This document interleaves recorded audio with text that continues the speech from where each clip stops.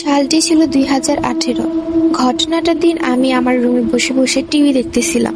ঘড়িতে রাত প্রায় তখন 9টা বাজে। উল্লেখ্য, আমাদের বাড়িটা একটু নির্জন, আর প্রতিবেশীদের বাড়িও আমাদের বাড়ি থেকে বেশ খানিকটা দূরে দূরে। তো মূল ঘটনায় আসা যাক। সেদিন এক বিশেষ কারণে আমার মা বাবা আমাকে বাসায় একা রেখে আমার খালামণিদের বাসায় গিয়েছিলেন। খালামণিদের বাসা আমাদের বাসা থেকে প্রায় 30 মিনিটের পথ। আমি সাধারণত ভূত প্রেতে বিশ্বাস করি না, তাই আমি বাসায় একাই ছিলাম। কোনো ভয় লাগেনি, কারণ রাতে তাদের ফিরে আসার কথা, মানে আমার মা বাবাদের ফিরে আসার কথা ছিল।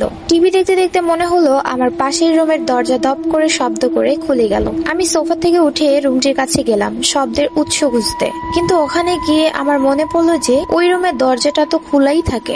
তাহলে দরজা খোলার শব্দ এলো কোথা থেকে? মনে মনে একটু ভয় পেলাম, কিন্তু পরক্ষণে নিজেকে সামলে আবার টিভি দেখতে চলে গেলাম। টিভি দেখতে দেখতে হঠাৎই জানালায় চোখ পড়লো। জানালাটি কাচের হওয়াতে বাহিরের সবকিছু পরিষ্কারভাবে দেখা যাচ্ছিল।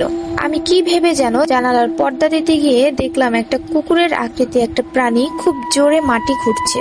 আমি ভয়ে ভয়ে পর্দা টানতেই যাব, ঠিক তখনই দেখলাম প্রাণীটি খুব দ্রুত বেগে জানালার দিকে এগিয়ে আসছে। মনে হচ্ছিল ওটা জানালা ভেঙে একদম ঘরের ভিতরে ঢুকে যাবে। এই অবস্থায় আমি খুব দ্রুত পর্দা দিয়ে জানালার কাছ থেকে চলে আসলাম। ঘরের মেইন দরজার কাছে গিয়ে দরজাটা খুব ভালোভাবে আটকিয়ে দিলাম। এরপর প্রতিটি রুমের দরজা লক করে আমার রুমে চলে গেলাম। তবুও এক অজানা ভয় যেন আমাকে জেগে ধরলো, তাই আমি আমার রুমের দরজাটাও লাগিয়ে দিয়ে বিছানায় উঠে বসলাম। হঠাৎই মনে হলো আম্মুকে একটা কল দিয়ে জেনে নিই যে তাদের আসতে কতক্ষণ লাগবে। ফোন হাতে নিতেই দেখলাম ব্যাটারি ডাউন। ফোনের চার্জার খুঁজে ফোন চার্জে বসাতেই দেখি ভোল্টেজ আপ ডাউন করছে। ভয়ে ভয়ে চার্জারটা খুলে পাশে রেখে দিলাম। ঠিক তখনই দেখলাম ফোনটা হঠাৎ ভাইব্রেট করছে। এটা দেখে আর নিজেকে সামলাতে পারলাম না। খুব জোরে একটা চিৎকার করে লাফ দিয়ে বিছানার এক কোনায় গিয়ে গুটিসুটি হয়ে বসে রইলাম। ফোনটা ততক্ষণে ছুঁড়ে আমি ফ্লোরে ফেলে দিয়েছি, যার ফলে ফোনের বিভিন্ন অংশ খুলে ছড়িয়ে ছিটে পড়ে আছে। ফোন ছাড়া এখন আমি কিভাবে আম্মু আব্বুর সাথে কথা বলবো? এটা ভাবতেই আমার ভয় যেন আরো বেড়ে গেল। ঘড়িতে তাকিয়ে দেখি রাত প্রায় তখন 1টা বাজে।